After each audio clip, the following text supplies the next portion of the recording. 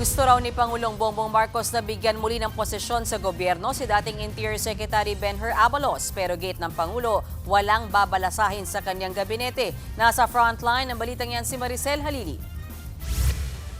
Sa gitna ng umuugong na balasahan sa gabinete, may isang tao raw na gusto si Pangulong Bongbong Marcos na ibalik sa gobyerno, si Benher Abalos. Madalas daw kasi siyang tulungan ng dating Interior Secretary. I'll be very candid, I'll be very frank with you. Of course, I want Benher to play a more active role in government.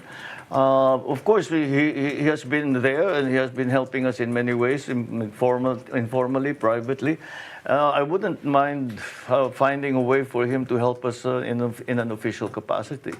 Pero hindi raw ibig sabihin nito, babalasahin na niya ang gabinete.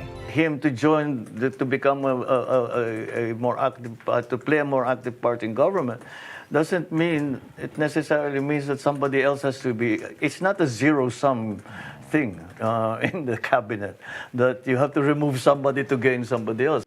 Umugong ang balasahan ang sabihin ni dating Albay Representative Joey Salceda na magkakaposisyon siya sa administrasyon at nang mag-post tungkol sa reshuffle ang kolumnistang Simon Tulfo. Pero paglilinaw ni PBBM, You know, I think we have a really good group of people in the cabinet right now, and we are working well together, and I don't see the need. sabi naman ni Abalos, hindi pa niya nakakausap ang Pangulo kaugnay nito. Nagbitiw si Abalos bilang DILG Secretary noong 2024 nang tumakbo siyang senador bilang isa sa mga pambato ng administrasyon.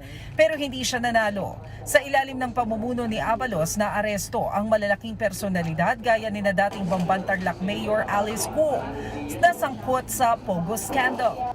At ang founder ng Kingdom of Jesus Christ na si Pastor Apollo Kibuloy nasangkot sa human trafficking. Nagbabalita mula sa Frontline, Maricel Halili, News 5. Mga kapatid, Mean Los Baños po, huwag magpahuli sa mga balita at impormasyong dapat ninyong malaman. Para sa mas malawak na balitaan at diskusyon, mag-follow at mag-subscribe na sa social media pages ng News 5.